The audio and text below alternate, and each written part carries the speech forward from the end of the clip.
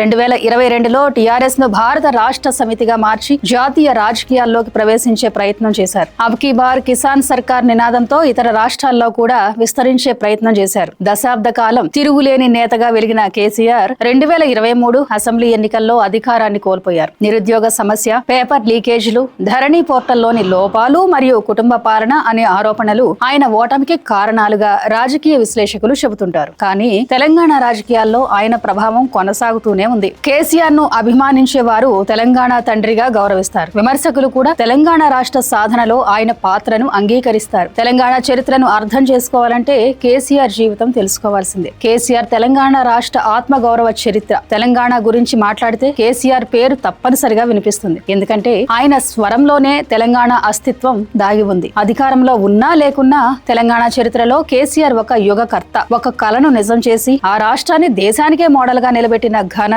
ఆయనది.